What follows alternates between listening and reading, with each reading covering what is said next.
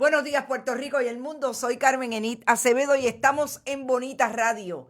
Hoy lunes 26 de octubre del 2020. Y qué bueno que todo el mundo está por ahí. Por ahí está Robert Baldwin, está Ivonne de Los Ángeles Maldonado desde Nueva York.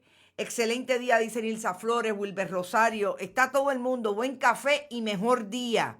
Eneida Soto debe estar por ahí. Humberto Figueroa igualmente. Javier Jiménez, Sandra García desde Boston. La diáspora está activa. Y yo empecé con mucha alegría, además de realmente qué bueno que estoy viviendo este momento histórico. Chile le acaba de decir al mundo, en una abrumadora mayoría, que derrumba la Constitución que guiaba a ese país, precisamente hecha por el ex dictador Pinochet. Porque es importante que le hayan dicho: yo apruebo precisamente que se cambie, que se derogue esa constitución que se hizo en medio de una dictadura, de la dictadura más violenta que ha vivido el país suramericano. De eso vamos a hablar más tarde. Yo creo que lo que hizo Augusto Pinochet, que se llevó a la tumba toda la sangre que derramó en ese país a propósito de una dictadura delineada, estructurada desde las figuras de Henry Kissinger y otros en Estados Unidos. Ayer Chile le dijo: se acabó, no es posible. Vamos a los anuncios importantes. Recuerden que siempre estamos en Bonita Radio, apoyados por Vega Alta Coop, de tu lado siempre. No se olviden que allí hay buenos productos financieros desde el sistema financiero puertorriqueño, el único que le prestó a los ciudadanos en Puerto Rico después del huracán María. Que también estamos con thewineryoutlet.com. Allí usted puede ir y comprar sus vinos, se los llevan a su casa si está en Puerto Rico. Y sobre todo, hablé con Rolando Fernández porque también hay movimientos de llevarlo y sacarlo fuera de Puerto Rico. Además, recuerden que estamos con Buen Vecino Café, café espectacular. Allí en Buen Vecino, en la Hostos en Atorrey, donde también hay la posibilidad de hacer excelentes desayunos. Como siempre les digo, estamos en bonitaradio.net. Allí usted puede donar al proyecto periodístico de profundidad, análisis, contestatario, sobre todo, de mucha reflexión de dónde estamos los periodistas y las periodistas hoy con relación al país puertorriqueño. Que también pueden ir a apoyar nuestro proyecto a través de ATH Móvil, Fundación Periodismo 21. Fundación Periodismo 21, la organización sin fines de lucro que hemos desarrollado para buscar dinero donde quiera que haya una buena propuesta para mover el periodismo hasta donde nosotros lo queremos mover. Que también puede hacerlo a través de envío de cheques o giros postales a Fundación Periodismo Siglo XXI, PMB 284, P.O. Box 19400, San Juan, Puerto Rico 00919-4000. Empezamos por la noticia de Chile y dice la amiga Sandra García: lo de Chile me da mucha esperanza. Tengo que decirles que a mí también. Mucha esperanza porque nosotros hemos visto los países latinoamericanos hace mucho rato, Puerto Rico no es excepción, moverse hacia una derecha peligrosa, precisamente de donde viene Chile, de una derecha que sabemos que provocó muchas muertes, miles de desaparecidos, que provocó que se crearan comisiones de la verdad, comisiones de nunca más, precisamente para dilucidar lo que el grupo de Augusto Pinochet hizo en Chile a propósito de esa dictadura, después que emitieron un golpe de Estado apoyados por Estados Unidos y en aquel momento secretario de Estado Henry Kissinger en Estados Unidos, provocaron un golpe en el medio del cual asesinaron al entonces presidente socialista electo por el pueblo de Chile, Salvador Allende. La ciudadanía ha aceptado iniciar un proceso para redactar una nueva ley fundamental y tratar de encauzar así el descontento que explotó en forma de protesta y violencia hace justo un año, en octubre del 19. El 99.3 con el 99.3 de los votos escrutados. El favor es 78.3 versus 21.7 de aquellos que rechazan la idea de una nueva ley y de una nueva ley magna. La participación clave para dar legitimidad a la consulta ha alcanzado el 50%, de acuerdo con la medida desde que el voto es voluntario a partir del 2012. Interesante, esta es el análisis que hace el periódico El País. También fue contundente la elección del organismo que la redactará. Una convención compuesta por 155 ciudadanos que serán elegidos en abril para ese fin, con carácter paritario entre hombres y mujeres. Gente, que haya un país latinoamericano que tuvo una presidenta como Michelle Bachelet, que haya elevado a la discusión constitucional el hecho de que esa ley magna la van a redactar en paritario, como dice El País, en equidad entre hombres y mujeres. Me parece que es un alcance brutal para el mundo entero. Es un alcance de grandes proporciones el hecho de que el movimiento feminista haya logrado esto en Chile. Porque créanme, sin las feministas, las millennials no pudieran estar haciendo lo que están haciendo hoy. Sin las feministas tampoco las baby boomers estaríamos haciendo. Aquellas históricas, aquellas de esa generación histórica, no necesariamente desde movimientos organizados como los vemos hoy, pero fueron movimientos que nos trajeron estas cosechas. Aquellas luchas nos trajeron estas cosechas. Así es que eso nada más es una super ganancia en este proceso. Además, esta alternativa ha sumado un 79% de las preferencias contra un 21% que eligió la convención mixta, que habría estado compuesta por 172 miembros, entre ciudadanos y parlamentarios.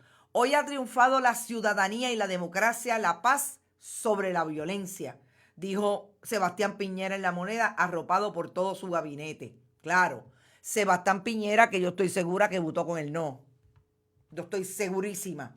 Ha sido una jornada en la que Chile ha mostrado su cultura cívica y por la noche miles de personas se han reunido en la zona de la Plaza de Italia, en el epicentro de las concentraciones en Santiago y otras ciudades del interior. Aunque en los últimos años el país suramericano ha alcanzado récords regionales de abstención, similares a los de Colombia, la participación se mantuvo en el 50%, incluso con las restricciones de movimiento y reunión decretadas contra la pandemia del COVID-19. Gente, yo tenía que empezar con una super noticia.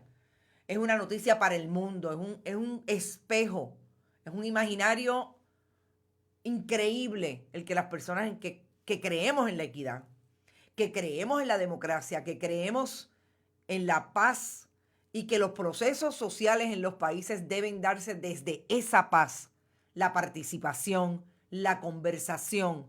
Esto de verdad que es una super luz en el medio de las tinieblas. Las boricuas en la isla y en la diáspora siempre con nuestros hermanos nos han necesitado, hemos estado presentes, mas nosotros nunca le brindamos a ellos la oportunidad que ellos apoyen una lucha de liberación nuestra y que siguen esperándolo. Una noticia que da vida, exactamente. Gracias, Margarita López, por tu comentario. Yo creo que los latinoamericanos en Estados Unidos, que es donde más cercanía quizás podemos tener, muchas comunidades puertorriqueñas, de la diáspora puertorriqueña, con los latinoamericanos, incluidos los chilenos. En efecto, ahí hay un proyecto comunitario de mucho apoyo, pero sobre todo, como muy bien dice Margarita, estos puertorriqueños que estamos acá, los ciudadanos que viven en este país, que necesariamente no son puertorriqueños, pero se convierten como tal cuando llevan tanto tiempo y están ejerciendo la ciudadanía y la democracia en Puerto Rico. Definitivamente tenemos que mirar hacia Latinoamérica y tenemos que participar del proyecto latinoamericano. Y esta es una manera. Así es que, como dice Yane Moreno, hay esperanza. César Antonio, saludo y un abrazo. Saludo también a ti. Una noticia que da vida, dice Sandra García. Vuelvo a repetirlo, perdonen. Buenos días, familia de Bonita Papodoner. Saludos. La juventud y el 2019 fueron muy importantes, Lourdes Río. Y yo espero que en efecto esa juventud también se aparte un poco de esa mala costumbre de asumir siempre que la culpa es de otro.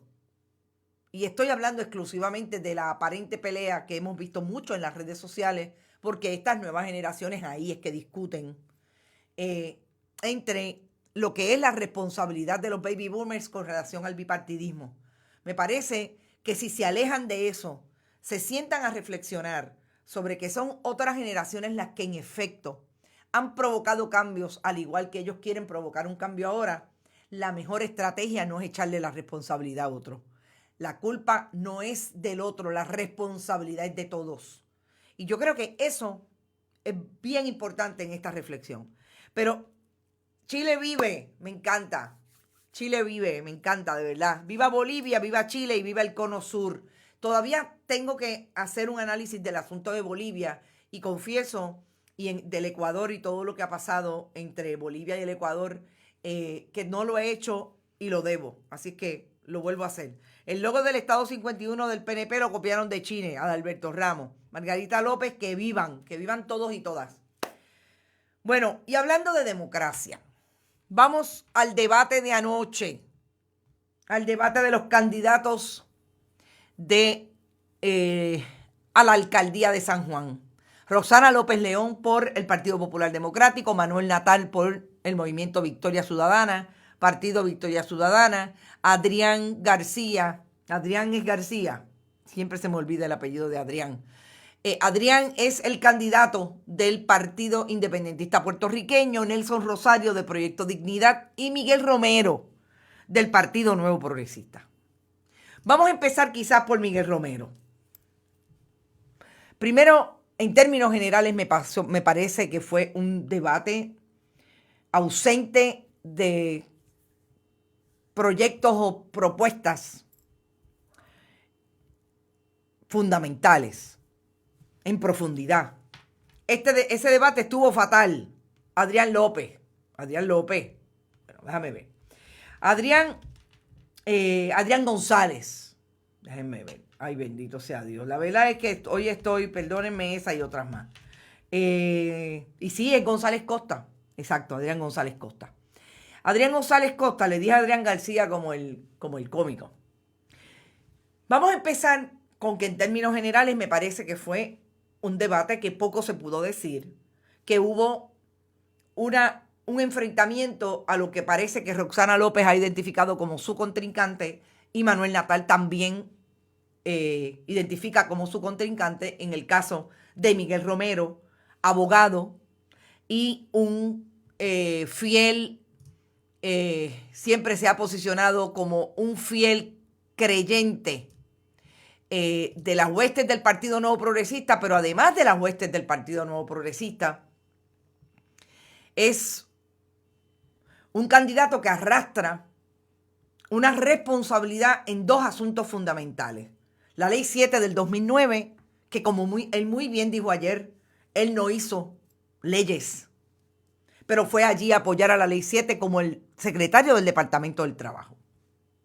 Y eso es importante establecerlo. Y yo creo que ahí Manuel Natal y Roxana López, sin quererlo, se posicionan del mismo lado, incluido Adrián González Costa, del mismo lado criticando la posibilidad que el Partido Nuevo Progresista vuelva a asumir la alcaldía de San Juan cuando viene con un candidato que además de la Ley 7 tiene, por ejemplo, todo el desarrollo de los casos de hostigamiento sexual en el municipio de Guaynabo, que sabemos a dónde llegaron y que él defendió como abogado del municipio.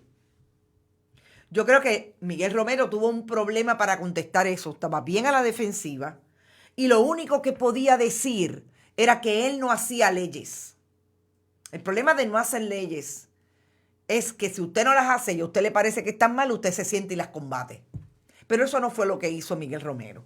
Miguel Romero ejecutó, operacionalizó la Ley 7 en el 2009, y ahí están los 30,000 empleados, que para mí estratégicamente muy bien hecho, tanto Manuel Natal como Roxana López le insistieron en sacar, y Roxana López fue más allá, más lejos, y le dijo a Miguel Romero, ¿cuándo le va a pedir perdón a los 30,000 empleados que votó? ¿Cuándo le va a pedir perdón? Insistía en eso. Me parece que eso fue un punto a favor de Roxana López. Miguel Romero trató de traer a Roxana López ante una responsabilidad de denunciar lo que estaba pasando en San Juan, porque la actual alcaldesa de San Juan es del Partido Popular, Carmen Yulín Cruz López. El problema que tiene con ese asunto Miguel Romero es que yo creo que la gente en San Juan sabe que Carmen Yulín corrió en una papeleta del Partido Popular, pero hace 8 años se desafilió, como dirían los abogados de facto del Partido Popular Democrático, y no representó la institucionalidad de ese partido en la alcaldía de San Juan. Entonces ahí yo creo que Roxana López hizo algo que me parece muy directo, bien raro en la personalidad política de Roxana López, que es mucho más tranquila, que es mucho más relajada, que yo creo que tenía una tensión, unos nervios adicionales. Es la primera vez que hace política partidista de esta naturaleza, de tener que ir a debates, etcétera, etcétera. Así que Roxana López le contesta con algo muy directo. Aquí la candidata soy yo. Y en ese sentido mató la posibilidad de que Miguel Romero quisiera arrastrarla diciendo, sácame a mí. Sácame, de alguna manera le está diciendo, sácame los trapos sucios a mí. Y eso no lo ha podido hacer Miguel Romero, porque aunque han tratado de traerle algunos asuntos, Roxana López ha ido con relación a los asuntos que tuvo en la oficina de la Procuradora de las Personas de Edad Avanzada, que el problema que tienen con traer esos asuntos de la Procuradora es que Roxana López fue a la yugular de la administración Luis Fortuño Burset, Miguel Romero y Pedro Pierluisi, cuando le ganó el caso, cuando la votaron de esa procuraduría, y ahí está la victoria de la hoy candidata alcaldesa de San Juan, que procura un voto que yo he insistido muchas veces por razón de ver los números, que es mayoritario en San Juan, y son las personas de edad avanzada. Así que en ese sentido me parece que el peor que salió fue Miguel Romero, aunque tengo que decir que se preparó y trató de luchar, pero me parece que se quedó corto. No hay manera de despegar, de sacarle esa mancha que tiene en la solapa que dice Ley 7. Si hubiera un pin, como a ellos les encanta ponerse pin de estrellas y de banderas de Estados Unidos, pues si hubieran pin de la Ley 7, mire, ahí estaba ese pin y no hay manera de que ese pin salga de ahí. Porque la Ley 7 es parte de Miguel Romero. Entonces, si vamos al nitty-gritty, yo creo que Manuel Natal se quedó un poco corto y me llamó la atención que lo hiciera. También puede haber algún asunto relacionado con los nervios. No es lo mismo. Ese debate estuvo grabado, no se dio anoche en vivo. Así que es interesante. Quizás pudieron haber tenido mucha más fluidez. Yo creo que la misma naturaleza del debate, que parecería que no estuvieran, por lo menos la proyección fue que como que no estuvieron claros en las reglas. Miguel Romero trató de llamar la atención de ese asunto y decir que ninguno de los que estaba tirándole a la yugular de su participación en la Ley 7 y en el despido masivo de empleados públicos no sabían seguir las reglas, porque no podían seguir las reglas, tampoco podían ser alcaldes. El problema es que eso tiene una contestación adicional, ¿verdad? Eso tendría la contestación de que usted sigue las reglas a pesar de que no está de acuerdo con las leyes. Porque eso fue lo que quiso decir, que él era parte de ese equipo y Luis Fortuño le dijo, tienes que operacionalizar la Ley 7, yo la creé, yo la apoyé, la legislatura la aprobó y tú la tienes que operacionalizar. Entonces es terrible tener un yes man en la alcaldía de San Juan. Estoy de acuerdo con Miguel Romero en que la alcaldía de San Juan es quizás el ayuntamiento más importante para darle visibilidad al proyecto puertorriqueño. Y sabemos que lo que ha hecho tanto el Partido Nuevo Progresista de Baltasar Corrada del Río, de Hernán Padilla, versus otras administraciones del Partido Popular, es precisamente promover la construcción masiva, el desarrollo de construcción masiva en San Juan.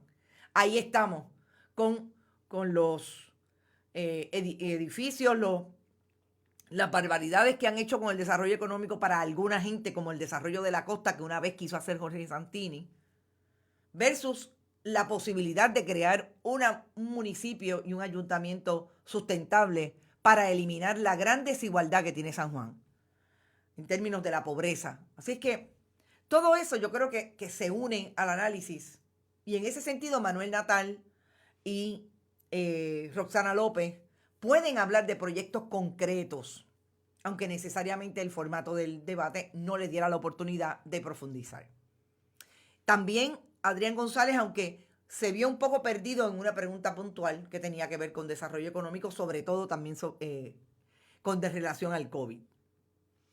Yo creo que lo más terrible de la noche, yo lo he llamado el inimputable, fue Nelson Rosario de el Proyecto Dignidad. Y Mariel Rodríguez Caroga dice, tarde pero segura, nunca es tarde, en Bonita Radio nunca es tarde. Eso es lo bueno de los proyectos virtuales.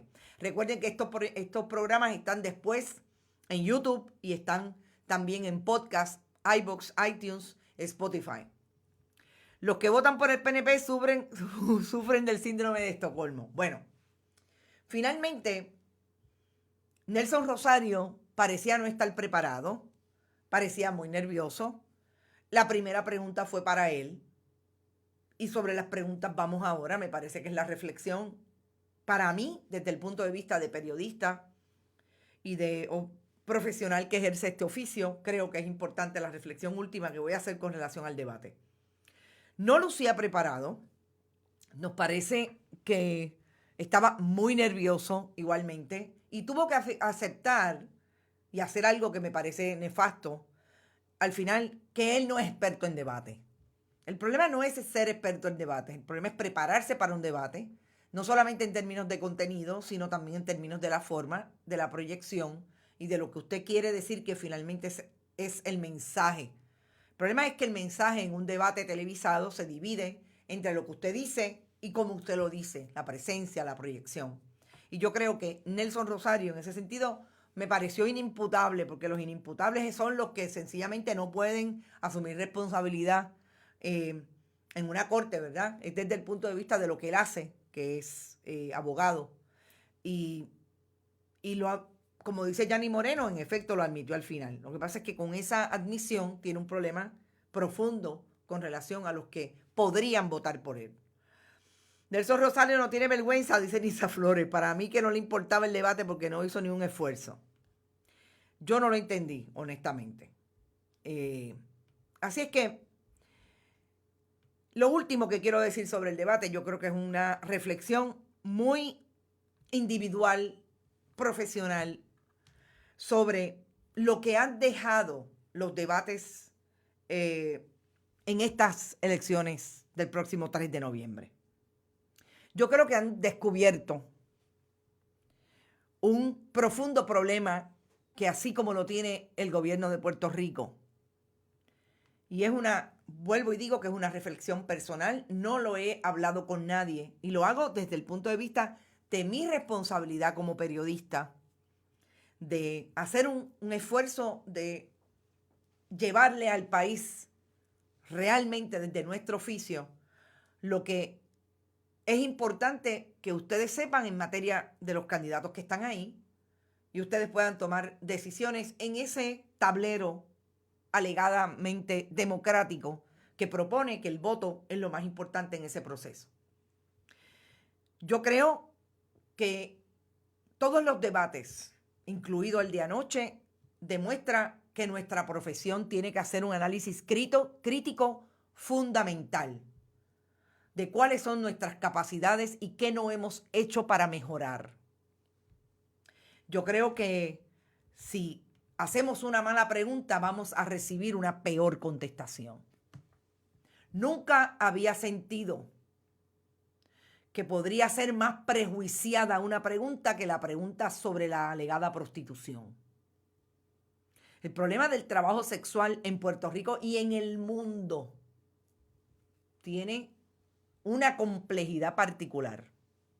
Y si usted le va a hacer esa pregunta a Nelson Rosario, a Adrián González Costa, a Manuel Natal, a Rosana López León y a Miguel Romero, usted tiene que tener claro el concepto para poder traerlo. No puede ser desde el golpe de la institucionalidad policíaca. No puede ser. Y parecería que esa pregunta partía de ¿qué usted va a hacer? ¿Cómo los va a sacar de la calle? Porque es un delito la prostitución. Volvemos, es no entender cuál es la problemática fundamental que involucra la adicción a drogas, el discrimen por razón de género. Entonces, hacer esa pregunta desde ahí, que yo creo que ahí fue que se perdió totalmente, claro, también tenía un problema de conceptualización, no solamente la pregunta, sino el propio Nelson Rosario. Ahí es cuando yo creo que debe venir la reflexión nuestra. ¿Dónde estamos los periodistas? Nos estamos preparando, le estamos dando al país la proyección de que somos un cuerpo que representa a un oficio que, al igual que el gobierno y la institucionalidad política en Puerto Rico, tiene que prepararse y tiene que tener la capacidad para estar en donde está. Me parece que eso es lo más importante. La pobreza, Ricardo Vargas, exacto. ¿Cómo no vas a traer el tema del trabajo sexual sin hablar? ¿Cómo vas a traerlo sin hablar de la pobreza y la desigualdad? ¿O es que es lo mismo? Es lo mismo, con o sin dinero. No, tampoco ninguno de los periodistas brillaron. A eso me refiero. Yo creo que esa es la reflexión nuestra. Si algo hemos sacado de oiga, miren que han habido debates, es precisamente dónde estamos los periodistas en materia de preparación, de adquirir conocimiento, de procurar la intelectualidad que supone y que debe suponer nuestra profesión, porque si no, no hay manera de brillar. No brillan los políticos, tampoco brilló el periodismo. Y me parece que eso era importante. Cuando un país pierde el cuarto poder, la mediocridad de gobernar florece junto con la corrupción como el abono de la condena de la democracia. De acuerdo, esos debates dejaron mucho que desear. Los periodistas hicieron preguntas como de chismes y no como preguntas provocar la información. Fueron un desastre, el mejorcito al final de la gobernación. Lilian González. Iván Hernández, Miguel Romero y Jorge Santini son socios de la corrupción. Bueno, y lo más interesante además es que después del debate, una de las personas que vino a analizar el debate fuera Jorge Santini. Oiga, Jorge Santini tuvo quizás en la alcaldía de San Juan las intervenciones más grandes de un contralor o una contralora, en el caso de la contralora Yasmín Valdivieso. Los cuestionamientos fueron fundamentales, incluidos venta y adquisiciones de propiedades como la que adquirió a millones de dólares para tratar de cuadrarle la chequera a los Ramallo. Y nada de eso se terminó de investigar. Y ahora lo tenemos analizando quién va a ser y cómo se comportan los mejores en un debate a la alcaldía de San Juan. Los afectados con la Ley 7 y no podrán olvidar, en ese grupo está mi hijo mayor, maestro del Departamento de Educación con solo 3 años de servicio, pero otros tenían más y quedaron fuera. El 3 de noviembre no voten por aquellos que fueron parte de esa canallada y abuso a los trabajadores, dice Carmen Negrón. La pobreza trae muchos males sociales. Mientras no se acepten las desigualdades, se personalizan los problemas que éstas traen. Gracias por ese comentario, Cintia Rosario, Lilian González y Jorge Santini destiló odio. Yo le soy bien honesta, no lo escuché. Entonces, la organización del debate estuvo ausente. Ese es mi análisis sobre el debate vamos ahora a un tema que me parece importante y me acaban de confirmar que sí, que voy a tener al secretario del Departamento de Salud conmigo hoy a las 5 de la tarde y vamos a estar hablando de lo que voy a comentar en breve ahora. El secretario, ustedes saben que dio positivo al COVID, ya regresó al trabajo y regresa al trabajo dando cuenta de lo que le ocurrió como paciente positivo al COVID. Dice, me siento muy bien y listo para llegar nuevamente a trabajar. Lo peor de la situación fue el dolor de cuerpo, pero no tuve problemas respiratorios, gracias a Dios. No tuve ni fiebre ni pérdida de olor o sabor. Lo más notable fue el dolor del cuerpo generalizado y la baja de apetito. Lo interesante es que el doctor, el también médico, Fernando Cabanillas, el doctor Cabanillas, ustedes saben, y el doctor Javier Morales tienen un procedimiento de tratamiento al COVID que tiene que ver con la inyección del medicamento metilprednisolona. Es un esteroide que ayuda a aliviar la inflamación del pulmón. El secretario del Departamento de Salud fue tratado con este tratamiento y me parece súper importante lo que dice Fernando Cabanillas. En ese momento hubo un momento en que la oxigenación del secretario le comenzó a bajar. Pues en principio estaba en 97, que es completamente normal. Una vez baja a 94, como en el caso de él, quiere decir que se está empezando a complicar. Además, comenzó a presentar dolor de pecho. Y lo más interesante es que González Feliciano recibió todo el tratamiento en su propia casa, no tuvo que ser hospitalizado. Cabanillas señaló que el secretario comenzó a presentar mejoría en las primeras horas de recibir el medicamento, cosa que no ocurre en todos los pacientes. Fernando Cabanillas ha estado aquí con nosotros y saben que nos ha dicho cómo es que se está tratando este procedimiento que es totalmente nuevo en el momento de la pandemia. Se está haciendo también en Europa, específicamente en Inglaterra, y dice que sobre 340 personas han sobrevivido al COVID con ese tratamiento, mientras que 2 fallecieron tras sufrir un fallo respiratorio en Puerto Rico, especificó el doctor. Ya a las 24 horas él se había sentido mejor. Tras la primera dosis el dolor había disminuido. En 48 horas ya se le había ido el dolor.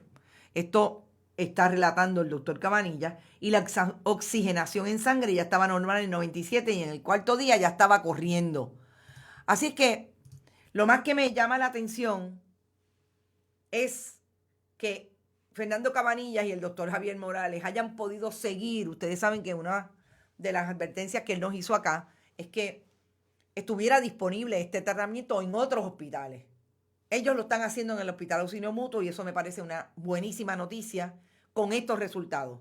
Nosotros lo que estamos tratando de hacer es evitar que el paciente se vaya en paro respiratorio, pero en Holanda hicieron algo similar en pacientes que ya estaban en paros respiratorios. Así que yo creo que son buenas noticias. El doctor Lorenzo González también ha llamado la atención hoy de algo que me parece importante igualmente, y yo he querido que venga un especialista a hablarnos sobre la vacuna. Voy a insistir hoy a ver si lo puede hacer el Fideicomiso de Ciencia, el doctor Rodríguez Orengo. El secretario ha dicho que la subsecretaria Iris Cardona, la subsecretaria de Salud, ha encabezado el proceso que comenzó por la definición de la lista de prioridades a la hora de vacunación. El personal de primera respuesta médica, médicos, enfermeros, paramédicos y farmacéuticos, personal de respuesta de emergencia y luego personas vulnerables. Los indicadores y la estructura de distribución nos beneficia. Eso quiere decir que el Departamento de Salud está en esa negociación todo el tiempo con el CDC y la FDA con relación a cómo se va a distribuir la vacuna en Puerto Rico. A la pregunta de que si espera una avalancha de personas reclamando vacuna, dijo que quisiera pensar que sí, aunque comparándolo con la vacunación de influenza, aseguró que las avalanchas no ocurren, sino que hay que estar constantemente haciendo alianzas y llamados de vacunación. Anthony Fauci ha dicho que antes de finales de este año se sabrá si existe una vacuna contra el COVID que sea efectiva y segura pero que no habrá disponibilidad absoluta del medicamento, por lo que se daría prioridad a personas con mayores riesgos de sufrir complicaciones o personal sanitario. Lo interesante es que en Puerto Rico llega un medicamento relacionado a todo este procedimiento, que es el antiviral Remdesivir. Y ese medicamento que se utiliza en el tratamiento del COVID está disponible en Puerto Rico y nunca ha tenido problemas de que falte. Así que me parece que siguen siendo importantes las preguntas con relación al COVID, cuidarnos, dónde va la ciencia con relación a esa vacuna, las complejidades que hay, los prejuicios que hay con relación a las vacunas. Y hoy, esta tarde, yo voy a hablar con el doctor Lorenzo González Feliciano sobre eso y otros asuntos, y prometo seguir insistiendo en que un científico esté con nosotros hablando sobre esos temores, esos prejuicios que hay por la historia que ha tenido Puerto Rico en participar en proyectos que finalmente le han hecho daño, por ejemplo, a todo lo que pasó con el control de la natalidad en los años 50, también con lo que pasó que Puerto Rico fue utilizado para aprobar el agente naranja en medio de la guerra de Vietnam. Vamos a ver qué dicen ustedes por aquí. Jorge Santini, el presidente de Venezuela, Nicolás Maduro, informó que el Instituto Venezolano desarrolló un medicamento que puede anular el 100% del virus del COVID-19. Wow, esa no la sabía. Pero en este momento, ¿para qué te vas a vacunar de la influenza si estás utilizando la mascarilla? Esta vacuna ahora tiene 4 virus. Sí, 4 virus en tu cuerpo, dice Carmen Mercado. Y la pastora de Johnny Méndez. Oh, la pastora de Johnny Méndez lo discutimos el sábado, Robert. Es terrible lo que pasa en la legislatura de Puerto Rico. A 8 días de las elecciones, Puerto Rico tiene precisamente un imaginario de en qué utilizaron su dinero. El dinero suyo, el de la chequera del pueblo de Puerto Rico, cuando se le dio salarios exorbitantes a personas que van entre 13,000 hasta los más bajitos, $5,000. Yo nunca hablo de los demás, pero es importante recalcar, no tenemos el salario vis a vis de la profesión, sobre todo los resultados. Por eso es que yo quiero que me digan qué ha pasado, cómo ha resultado en un beneficio para el país, no para Tomás Rivera Chats, no para Carlos Johnny Méndez. Sabemos que ellos lo utilizan, han utilizado ese tablero de la empleomanía en el Capitolio para su beneficio político partidista, sus aspiraciones. No, ¿cómo ha beneficiado que tengamos una segunda comisionada residente en el Senado de Puerto Rico y cómo eso ha traído algo al país? Eso es lo que yo quisiera saber. Las recomendaciones sobre los contactos que divulgan hoy las había leído hace una semana en prensa extranjera. Asusta. Un límite de 15 minutos continuos es más restrictivo que lo que estamos hoy. ¿Cómo irán médicos y laboratorios? No basta la máscara, ni la mascarilla, ni la distancia. Los minutos cuentan. Se desconocía y se trabajaba de terreno desconocido con el COVID, definitivo. ¿En dónde está la separación de iglesia y Estado? Ay, bendito Juan Carlos Olmeda. El PNP no cree en eso. Y cuidado, que hay un montón de fundamentalistas en el Partido Popular también. Tarde pero seguro, dice Dennis Bohr. Y lo peor es que mucha gente volverá a votar en esa categoría de corruptos. Vamos a ver. Bueno, son las 8:40. Yo hablé ya de lo que me parece más importante. Creo que obviamente el temor el aumento de los contagios está ahí. Y el temor definitivamente tiene que ver con esa capacidad que tienen los puertorriqueños de aglomerarse y de estar todo el tiempo en un junte permanente. Yo sé, y este fin de semana hablé con muchas personas que están bastante deprimidas con el asunto del encierro, sobre todo nuestras personas de edad avanzada, no está fácil. Pero todavía sigue siendo un problema eso de aglomerarnos, eso de que por ahí vienen los diferentes días feriados y la gente sale a nivel de aglomerarse en los lugares públicos, etc.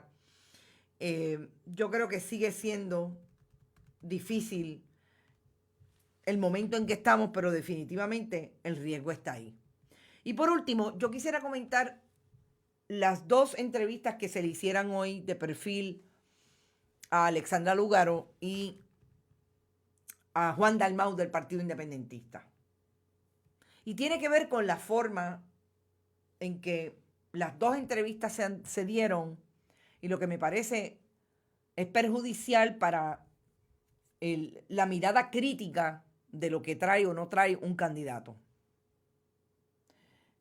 Yo no sé, esto se puede hacer de muchas maneras, pero lo que deja puesto esta historia con el titular de siempre he tenido como prisa en la vida,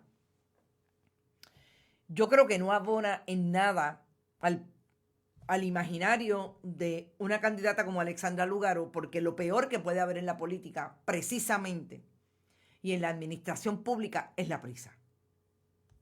Y en ese sentido, no sé de quién es la idea de cómo se hace, y sabemos que nada en este oficio, en el manejo de las palabras, en el manejo de ubicar los titulares, en el manejo de ubicar las fotografías, pasa sin que alguien tenga una idea clara de por qué eso va ahí. Pero lo dejo a la mirada de ustedes en términos de leer esa historia. Me parece que también es una historia que Alexandra Lugaro ha tenido que defenderse, ha tenido que posicionarse en un tema problemático en su carrera política, que es haber participado del proyecto millonario que es tener una corporación que vive de los fondos federales título 1, título 3, título 4. Y la coloca en una defensiva.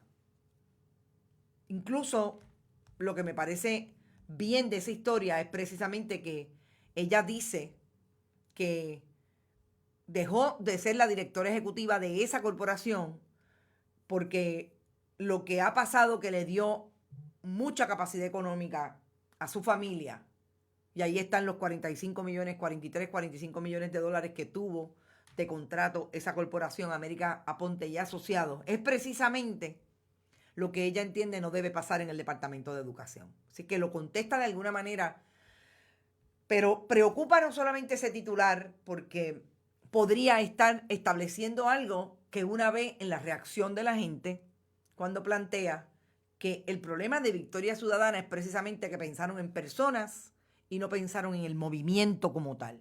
Y colocar esa estructura ideológica de arriba hacia abajo es un problema para tener resultados en estas elecciones. Además que me parece, y yo siempre lo he dicho y en ese sentido estoy en récord, que pensar que puede haber algo de ganancia desde la gobernación para estas elecciones me parece un poco precisamente apresurado. No me parece que sea real.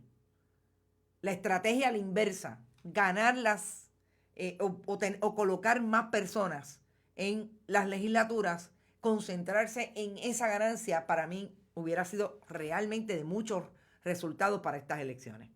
Y en segundo término, ese titular de soldado de siempre del Partido Independentista, pero sobre todo la historia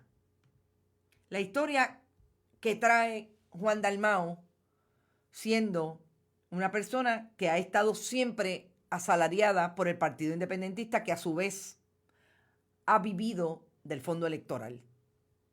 Eso es una preocupación fundamental de muchos críticos del Partido Independentista. Y me parece que traerlo a 8 días de las elecciones en una historia en el periódico de circulación general, que obviamente sirve a unas audiencias específicas, me parece igual de problemático, sobre todo cuando esa historia establece claramente que el presidente del PIB ha sido por los últimos 50 años Rubén Berrios Martínez. Y es seguir colocando el caudillismo como hacen a lo que hacen referencia algunos de ustedes.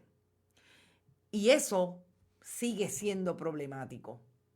Y recuerden que las miradas son aquí, y estrictamente estoy haciendo una mirada de el análisis de comunicación de esas dos historias. Cómo posicionan y cómo contestan o no contestan las preguntas. Antes de empezar este programa, yo recibí o vi en Facebook un meme de una persona diciendo, o sea, que Juan Dalmau ha vivido toda la vida del PIB y del fondo electoral. Esas son las contestaciones que un candidato a la gobernación tiene que dar. Y me parece que en el medio de todo esto, esa contestación es fundamental. Y no puede ser, como dijo una vez María de Lourdes Santiago, que el problema era, y que es cierto, y estoy de acuerdo con ella, que el problema de ella era que ellos no iban presos por corrupción, que ellos iban presos por defender a la patria.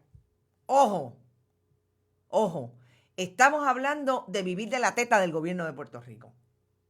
Y que la sillita se mueve entre la Universidad de Puerto Rico en un momento, la Comisión Estatal de Elecciones y el partido y la legislatura. Y de hecho, María de Lourdes Santiago va a correr esta vez por el Senado. Y ha corrido antes. Y siempre son los mismos. Esa es la crítica del país, de unos sectores en el país. Y eso hay que posicionarlo como tal.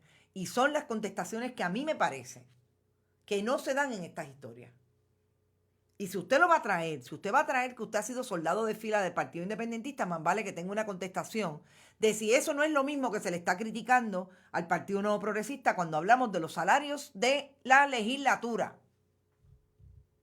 Amén de que los salarios del PIB estoy segura que son mucho menos que eso. Así que me parece que son las miradas, que son las puestas en el escenario que hay que contestar, que son preguntas legítimas. También creo que debe haber mayor educación por la independencia. Alexa Paola, excelente tu comentario. Precisamente, ¿dónde está la educación del PIB, del partido que se llama independentista puertorriqueño, sobre el proyecto independentista? No me vengan a decir que aquí hay más independentistas que estadistas ahora, porque eso no es cierto. Y es un problema de la educación. ¿Abandonaron el proyecto de la educación? Buena pregunta.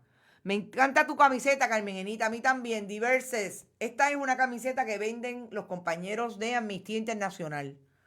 De los rojos y azules hay, ¡ya rayo! Hay algunos combates que llevan toda la vida en el PPD. Exacto. Pero no podemos hablar de uno sin hablar de los otros. Y me parece que esa historia de hoy, de perfil de Juan Dalmau, es una puesta interesante en toda la discusión. En el momento en que estamos hablando del batatal en la legislatura de Puerto Rico, no salen con esta historia. Carmen, consiéntalo mucho, que el mío era así, pero se murió hace 7 años. Dale un paseo de vez en cuando que las montañas y al mar. No sé, Carmen, me imagino que debe estar hablando de alguien que está viejo. Todos vamos para allá, eso es así. Vamos a respetar a nuestras personas de edad avanzada. Willow, el caudillismo es hijo del machismo y es amado por el colonialismo. Uy, Margarita, tienes toda la razón. La alternativa, ay, no entiendo. La voz del centro, uy, no sé. Dice, es un cónclave de intelectualidad. Don Pedro Albizu Campo, con su mente prodigiosa, hablaba de forma que el pueblo lo entendiera, dice Rafael Torres. Para educación, escuchan al doctor Irizarry Mora. No es batatal, es plasta, dice. Bueno, son las 8:50, yo me voy a desayunar, pásenla bien. No se olviden que hoy a las 5 de la tarde tenemos por un lado, al doctor Lorenzo González Feliciano, secretario del Departamento de Salud, importante, la diáspora bien atenta. Vamos a hablar un poco con el secretario, lo que está pasando con relación al COVID, pero sobre todo, sobre este asunto de la vacuna y cómo los asuntos en Estados Unidos, que pueden cambiar muy bien el 3 de noviembre, con relación al proyecto y el trabajo del COVID, específicamente pandemia, todo lo relacionado con la pandemia, podrían cambiar y cuál es la expectativa del doctor Lorenzo González. Nosotros seguimos, como siempre, diciéndoles que colaboren si es posible a través de PayPal y tarjetas de crédito en bonitasradio.net, que también pueden hacerlo en ATH Móvil. Fundación Periodismo 21. Haz tu donativo a ATH Móvil / como dicen en country, negocios. Fundación Periodismo Siglo XXI. Y también pueden donar a través de envío de cheques o giros postales. Fundación Periodismo Siglo XXI, PMB 284. P.O. Box 19400, San Juan, Puerto Rico 00919-4000. Que como siempre les digo, estamos en Facebook, Instagram, Twitter, Spotify, iVoox y iTunes. Allí están los podcasts. No se olviden que lo más importante es que sigan compartiendo nuestros contenidos. Vamos a seguir haciéndolos virales y que lo mejor que tiene este proyecto es que nos autocriticamos, es que esa crítica es importante para insistir en hacer un periodismo en profundidad, contestatario, sobre todo con mucha responsabilidad con nuestras audiencias y nuestro compromiso total. Éxito y nos vemos esta tarde a las 5 en Qué Palo es Noticia. Hasta ahorita.